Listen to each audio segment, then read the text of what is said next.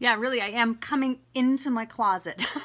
Really happy you're here. My name is Sheryl Plouffe, and you're in my closet today. We're going to talk on Personal Brand Breakthrough today about what to wear on camera and also what not to wear.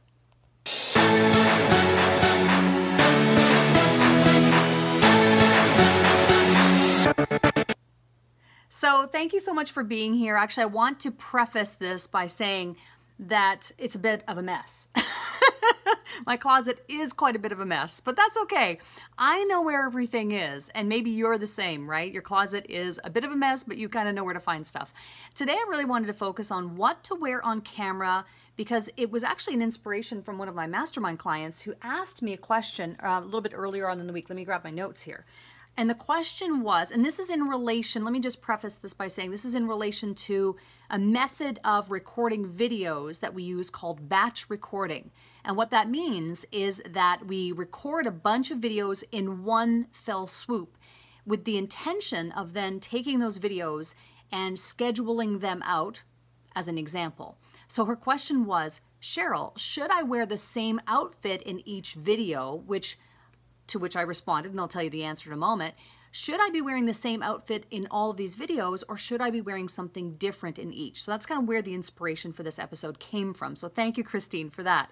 So the question and the answer to that is, if you're batch recording a bunch of videos and the intention is that those videos are going to be scheduled out over a period of, say, a month, you record 4 and then each week you schedule it out to be published, I would recommend that you wear something different for each. Whereas if you're doing a series of videos that are intended to be a series, or maybe it's for an internal training or something where it doesn't really matter that you're wearing the same outfit in all 4 videos, then you're fine and good to go. And by the way, I would love to know what your favorite color is. So let me know in the comments. I've got my computer here set up, so if you have questions, I can see them. So please feel free to ask as we go along here. Let me refresh my computer. I want this to be interactive with you. If you have questions about clothing or about what to wear on camera, this is the time to ask those questions and to pick my brain because listen, I've had a lot of clothes brought my way over the last 20 plus years of working in television. And in fact, a lot of the things that are still in my closet kind of come from my TV days. Some of them don't fit anymore, but that's okay. And some of them are new things that I have purchased. I'm going to give you some tips today, where to shop for clothes on any budget. I'm also going to show you what not to wear in your videos. So let me just make sure that I am, okay, and post below. I see Christine, smile, hi. Yes, this episode is inspired by you. Let's see, Madi says hi, hi, hi. Okay, so let me know what your favorite color is, please, if you'll post that. Whether you're watching the live show right now or you're watching the replay. I love this hot pink, kind of like almost a neon kind of pink. This really struck me, and I'll tell you where I bought this in a moment. So here's the thing about dressing for camera.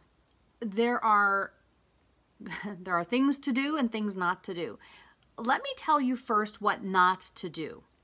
And it's interesting because I'm a fan of black and white. I really am. But when it comes to dressing for camera, what you don't want to do is dress in all white or all black. Have I broken those rules? Yes. But it's preferable to not dress in all white or all black, especially when you consider the backdrop of your video. So in this case, I'm in my closet right now, so the backdrop is really colorful and there's a lot of different things going on. You may be doing a video where the background is, say, a dark color, like a dark wood library type room or something like that, where it's like dark browns, kind of darker tones. What you don't want to do in that case is wear a solid black outfit because then you just look like a floating head against the backdrop. There's no definition. What you're looking to do is to create some definition between the backdrop and yourself. Okay? The same is true, and with black and white also, there are some other considerations. With solid black, it's often difficult to see detail in solid black. So if you have a black top and it's got some really interesting details, it might be more difficult for people to really notice that, and we don't see depth. That's another reason why we want to avoid all black most of the time. All white is a similar thing. If you have a light background, let's say you're doing those Apple style videos with a white background, you wouldn't want to wear all white because you're, again, going to be a floating head. There won't be any definition. Now, can you wear white? Yes. In fact, I've got a white jacket back here as well, if you can see it. But anyway, this white jacket. And what I would do if you want to wear white, because white does look crisp, it looks really, really good. What I would do is make sure that there's a pop of color in addition to the white. So for example, I could use, in fact, let me see if I can find it here. I've got a microphone on, so if I can just, where is that code? Okay, here. So if I'm wearing this as an example, see, this is interactive. This is fun. So if I'm wearing the white with the pink underneath, see how there's a pop of color there? Do you like the look of that? Let me know in the comments on Facebook if you like this look. So let me just go down here. I know there's a bit of a delay. Okay, so I'm just watching. Okay, so let me know if you have questions. I'm happy to answer. I want this to be an interactive show for you today. But you can see here how that makes a bit of a difference, right? You've got the white with the pop of color underneath. But if I was in a white backdrop and this was all white, there wouldn't be enough definition. So the do's and don'ts, we're starting with the don'ts. Don't wear all white, don't wear all black, especially when you consider your backdrop. Add a pop of color if you want to wear black or white. The other things that you don't want to do, and I've got some examples here that I want to show you. And by the way, if you find this interesting, this little tutorial that we're doing today, share it out on your Facebook network. And if you're watching the show later on YouTube, subscribe to the channel, hit the notifications bell, and then you'll be notified next time I go live or post actually or publish videos to my YouTube channel. Personal Brand Breakthrough is a show I do every Thursday at 2 p.m. Eastern Time. And it's beneficial to you if you are looking to build your audience, you're looking to grow your business, and you want to do it with online video. That's kind of the premise of it, is that you have to build your personal brand, and I give you the tips and interview the experts who can help you do that. So I would appreciate when you share this out to your network. Thank you in advance. Okay, so let's take a look. These are things to avoid. You'll notice actually I've got some examples here of solid colors. What you don't want to do is something like this. Stripes, you know, like a red and white stripe like this, or really any color type stripe. What that does is it creates a buzz on camera, and it's not ideal. Similarly, sometimes you have these lines, like the kind of like a squiggly line. It tricks the eye, and there's not enough. It just makes it look like it's bleeding, and that it's not. The camera's not picking it up properly. So there's one thing to avoid. The other thing to avoid would be an example, or a pattern as an example would be houndstooth. You know, we all know houndstooth, that black and white type of houndstooth pattern we've seen, and it's very popular. Actually, it seems to come back in fashion from time to time. I love houndstooth. I'm an Alabama fan, Roll Tide. So of course I've got to like houndstooth, but on camera, this doesn't really translate very well. Now, the picture I'm showing you is kind of blown up, so it doesn't look, it's not tricking your eye quite as much as it would if it was further away. But in any case, those are just sort of two examples. Stripes and geometric patterns that are tightly woven together, they just don't translate very well on camera. So those are the don'ts. Those are the don'ts in general. But what are the do's? The do's are bright colors, gem tones. A couple of examples that I have here. This is my magenta brand color, and I love this top. So that's an example of a nice bright color. It's not bright as much as it's vibrant. This is an example, again, a red top. These are blouses that I purchased. And then over here are some other examples of color. I'm really partial to gem tones. It's like this sort of teal kind of color is really nice as an example. So that's something, you know, again, this sort of blue, kind of a royal blue. Look how much that pops on camera. Even if as I hold them up toward the camera, you can see that they're really popping. This is a chenille type fabric. So I like the texture of this. You may have seen me wear this in a video. I love the yellow pop. Really, really nice. One thing I wanted to mention too, let me go back into the purples, corals, and greens. Christine says, these are my favorite colors to wear. And they look great on you because you have the dark hair. So that's a good point. Thank you, Christine. The thing is too, I just want to mention, if you are doing videos that have, I mentioned black, dark backdrop, white backdrop. If you're doing green screen, and listen, I come from a long history of green screen, let me tell you, did 17 years of green screen. Green screen, the whole technology behind it is that it's extracting out green. So if you are doing green screen, obviously can't wear green. If you're doing blue screen, you can't wear blue. So those are some other things to keep in mind. I know that when we did green screen, and I was doing green screen for all those years, we also were not allowed to wear red, yellow, obviously green, and multiple shades of those because they didn't translate very well with the green backdrop. So for those of you doing green screen, that's just something to consider as well. Most of you are doing your videos either at your office or in your home with a backdrop of, again, a residential or office type backdrop. So there's going to be a variety of different things going on in the background. So gem tones will work great. They will. They'll work great. Thank you, Steve. I appreciate that. Didn't think you'd see me doing my show from my closet today, did you? Okay. So I'm going through my notes. So tips, yeah. Don't wear all black, all white, stripes and houndstooth, geometric patterns tightly woven. Do wear solids. Do wear gem tones. You can also do pattern. And let me show you some examples of pattern. For example, like this. You know, I really like this top. I think this is, you've probably seen me do a video with this one. I like the, again, it's not a geometric pattern. This is a floral pattern and a large floral pattern, not tight little flowers, but when you have large print floral, it tends to work. This would be another example of a top. I just wore this yesterday, actually, and I really like this one. The tones are a little bit more muted, but you can see here that it's got some nice, see, I wouldn't have been able to wear that before because of the green. So now that I'm not doing green screen at the network, I can wear green. So I'm excited about that. Here's an example of black and white. Again, like I said, you can break the rules a little bit, I suppose. This is not all white and it's not all black, but it's a pattern, it's a floral pattern of black and white. And in certain cases, again, if you had a colorful backdrop, this would pop because it's black and white and it's floral pattern. So just trying to give you some ideas and some food for thought around how to dress for on camera and what not to wear. So those are some examples. I went through those, the solids. The other thing I would mention, oh, thank you, Steve. I appreciate that. Let me know in the comments what your favorite color is, or maybe you have multiple favorite colors. Mine is purple, and you know why, because I'm a Prince fan, but also because this is my brand color. And let me make a note and really talk about that for a moment. If your brand color is purple, magenta, or red, or yellow, utilize that color and wear that color.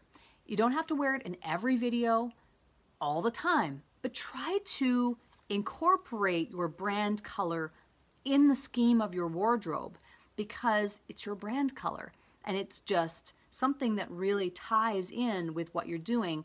And if you're doing things properly and you're creating your assets and your multimedia content or even other content, digital content with those colors, then things start to tie together and they start to look branded and that visual identity really starts to take hold. So that's just a tip for you. All right. I'm just, what about flower patterns? Christine, I think you said it looks nice with the pink. Yes.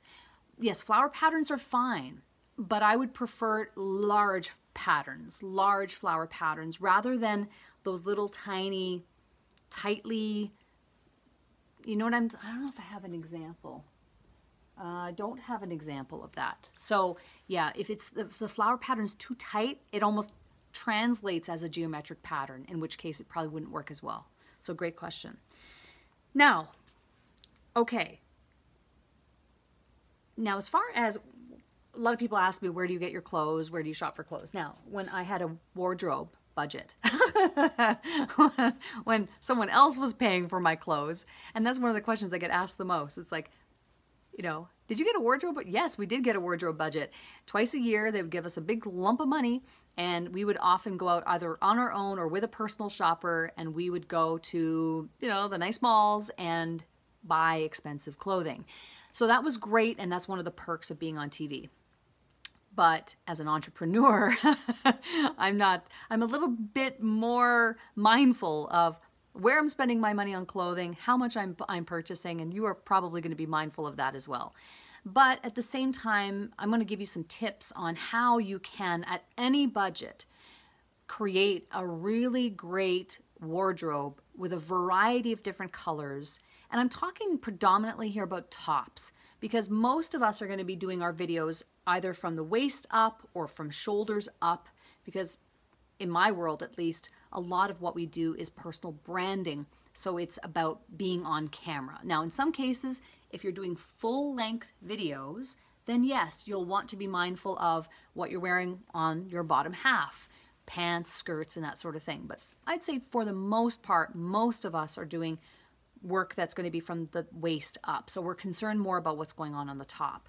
So you can invest in some, you know, a couple of good solid bottoms and have a variety of different tops.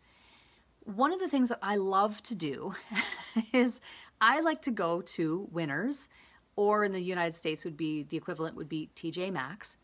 And I like to just, for me, it's actually a relaxation exercise, to be honest with you, because it's a time for me to think about something else than my business, and it's a way for me to unwind. So I actually make a practice of scouring the racks at Winners on a fairly regular basis, and I only look for color. I'm only looking for color. This was one of those purchases. This was one of those purchases. This was one of those purchases. And I'm basically trained myself to scour the racks and only look for color and things that pop. And it's worked really well for me. The nice thing about a Winners or a TJ Maxx is that most of the time you're going to be finding tops that are between, say, $20 and $40. Some are more, some are less, of course, but I'm just talking about in general. And you can actually build a wardrobe pretty effectively doing that. I make a practice of going fairly regularly. I quickly scour the racks. I'm not in there for too long, and I can identify the colors. I try them on, boom, boom, boom, off you go. Great thing is too, if you're building a brand, and I just learned this from my accountant not too long ago, that you can, again, I'm not a tax expert by any means. You'll have to talk to your accountant about it. But he said that if your visual brand is a part of your business, as mine is, and maybe as yours is, you can write off or deduct clothing or certain clothing that you wear for business purposes, whether it's on camera or maybe on stage, in the case if you're a speaker or an author or something like that, and you can deduct it. So I'm just putting that out there. I would definitely talk to your accountant or tax expert about that and inquire at the very least, but that's something that you want to be thinking about as well. That these can be in the, you know, business building expenses. And in the case of how he recommended, this is equipment. The clothing is equipment. So it's just something to be mindful of, so that when you're going out and you're investing in these tops or what have you, that could actually be a business expense. Another thing, again, if you're like, oh, I just, you know, I don't have the money and I'm really trying to be careful about where I'm spending my money, here are a few other tips for you if you want to build a wardrobe. If you want to build a wardrobe, you can also go to consignment stores. When I was on TV for all those years, myself and many of my colleagues, my female colleagues, and even guys too probably, but mostly the women, we would consign our clothes. So we would go out and we would seasonally buy these expensive items, and it would run its course, or seasonally it wasn't in fashion anymore, or whatever the case may be. These clothes were lightly worn, and we would consign them. So what's great about that is that you as a consumer get to buy clothing at a fraction of the cost, still get the great quality, still have it be in perfect, pretty much near perfect shape. And it's a great way to build a wardrobe. I know we have a great consignment shop here locally, and I actually still will consign clothes to them. And so I go through my closet periodically and I'll pick out all the sort of the higher end and higher brand, more premium type items, and I'll consign them. What I will also do is periodically go through my closet and find things that maybe are like cheaper type clothes, you know what I mean? Things that maybe are not as premium, but still great shape and nothing wrong with them, but I'm just not wearing them anymore. And I will donate it to Value Village or to Lee's. So what are some secondhand stores near you that you could go and take a look at on a periodic basis to start building your wardrobe that way? I'm a big fan of it. I actually love going to secondhand stores and just looking through the racks. It's just a ton of fun, and you find some gems. And I love the feeling of finding a gem. So I love to do that, and that's a great way to be able to build your wardrobe as well. So at any budget. Low budget, go secondhand, Value Village, what have you. The next level would be like a consignment shop type thing. The third level would be, again, buying new. And then if you want to go to a fourth level, it could be really investing in premium, high quality brands and items that are going to have longevity. It's just that sometimes with those more expensive items, you can't buy as many, depending on your budget, can't buy as many, but they do last longer. So it's really more of a quality quantity question that you have to ask yourself. So there you go. Let's see, any questions? I just want to refresh here. I hope that you've enjoyed this little tour of my closet. Let's see here. Oh, I love this color too. Let me show you this color. See, look at this. Look at this. Banana Republic. I love that. Okay, so I just want to make sure that we have questions. The other thing okay, great. Okay, great. So the other thing I would say is that if any of this has resonated with you, would love for you to share this out with your network. It's been a lot of fun actually doing the show from my closet. But if you want to learn more about video and you're ready to embark on the next level of marketing for your business, promote yourself, and really start doing it the proper way and the right way, you can actually contact me. Here's what I would recommend that you do. Go to SherylPlouffe.com/video trifecta. It's a free download to you. Can you see that on the screen? I think so. It's a free download to you. It'll give you an introduction if you're new to me. I'm a video marketing strategist, so it'll give you an introduction to me and my philosophy around video and how I've been able to, some of the styles of video that you can use to build your brand and to build your business. So feel free to go and take a look at that as well. It's been a blast having you in my closet today for Personal Brand Breakthrough. I do the show every Thursday at 2 p.m. Eastern Time.